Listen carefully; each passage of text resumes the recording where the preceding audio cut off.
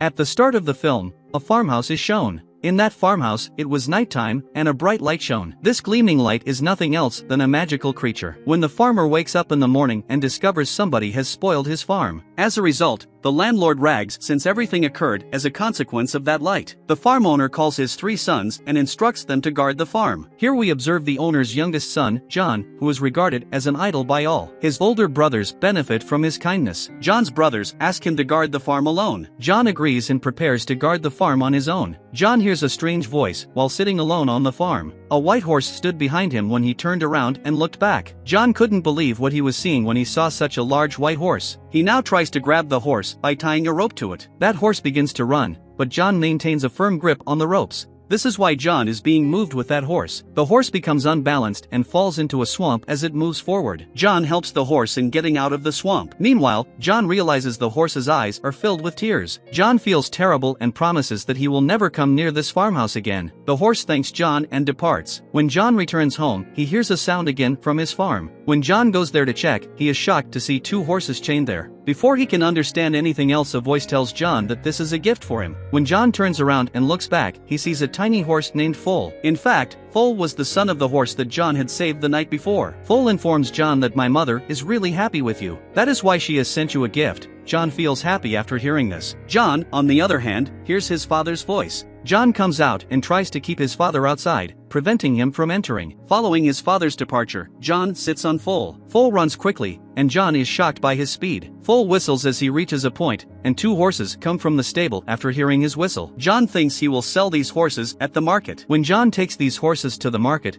people are shocked by their beauty. No one has ever seen such splendid horses like this. Many people talk about buying these horses from John. Foal also advises John to sell the horses to the older man. John, on the other hand, wants to sell these horses to the king. When the king arrives, he is fascinated with the horses, but his minister believes they are stolen horses. The king takes advantage of this and takes John's 2 horses without payment. When John talks about the money, he remains silent and leaves. John is scolded by Foal, who says, "I've already told you to sell these horses to that old man." When Foal notices him sad, he whistles again, and the horses come back to him. The king's carriage tips over due to these 2 horses. They are thrown into the flour sack. King grows ragged, but he can't say anything because of the chamber, and asks John to set money for these horses. John sets high price for the horses, forcing the king's people to advise that he employ John for his work, because if John lived here, the king would take revenge for his insult. John accepts the king's offer and begins working for him. Now the king's assistant advises him to call a phoenix bird by John, which was a firebird and difficult to bring.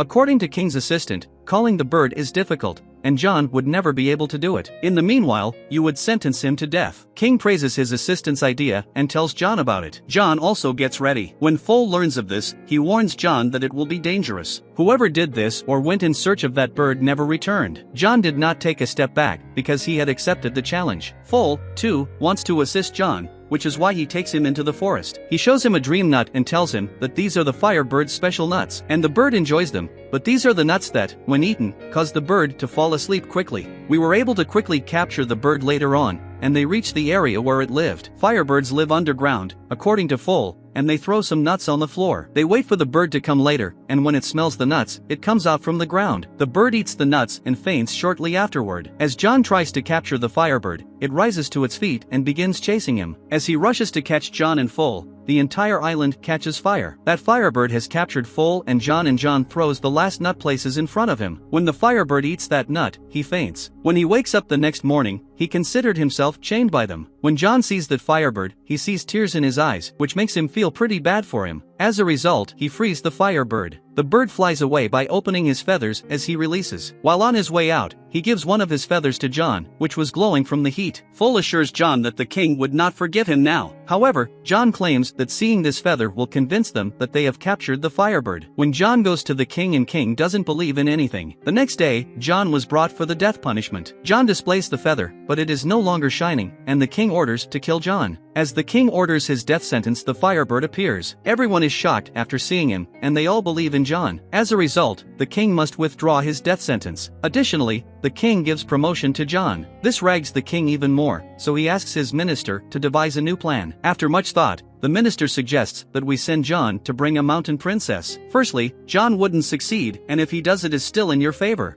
You could marry that princess, you have the benefit on both sides. King really likes this idea and sends John on this mission. John finally makes it to the Sar Mountains, where the princess resides. He sees that on the mountain the way of getting into the castle is made up of a thick ice layer. It was quite tough to break that, and in the meantime, a firebird's feather comes, and the ice wall collapses, causing the remaining ice layer to break. A water flood comes, and Foal floats and falls in it afterward. Like a snowball, he drops down from the mountains. When John enters the castle, he notices a large number of girls. All of them were sleeping. It was extremely difficult to identify the true princess among them. However, when a firebird feather falls near a girl, John recognizes her as the princess. When John sees that girl's beauty, he becomes astonished, and he informs her that his king is interested in marrying her. On the other hand, the girl claims that if your king is so powerful, he would have come to take me. That girl jumps down from the mountain after saying this. John, too, is unconcerned about his own life and jumps down after the princess. Foal saves them both and carries them down by riding them on his back. After observing John, Foal realizes that he begins to like the princess. Foal realizes that if the king finds out, it will be a problem for him. Princess was listening in on their talk secretly. She, too, thinks she's starting to like John. When they return to the king, everyone is amazed to see such a gorgeous princess. Now that he has seen John alive, King rags, but his followers try to understand him, that this is fruitful for him. Now they're promoting John, but he's not happy about it. He was worried about the princess, so he went to see her secretly. Before he can tell the princess anything, the king's people arrive and take her away. The king proposes the princess. She sets a condition to marry him. If he could bring the ring that belonged to her grandmother to the princess. That ring was lost in the sea. She will not marry until she receives the ring. Following this, King grows anxious and John arrives. As he stands there, the king shoots him. Foal is asked about the ring by John, but he replies he doesn't know anything about it. Foal tells his mother about it. She informs him that the ring is in the whale's belly. That can be found near a small island in the sea. John goes with Foal, but he falls down due to a collapse with several birds around. It's revealed that John has reached the whale. John notices large chains in the sea, as well as a whale trapped in the chains. When John comes out, Foal informs him that the entire island is whale about Foal's mother has informed. John asks of the whale as to who has done this to him. The whale says that I have eaten some ships by accident. That's why the whale had been imprisoned by the other sailors. However, this whale now wants to correct its mistake. John is sad for the whale, and he has a plan. He believes that by helping the whale in sneezing,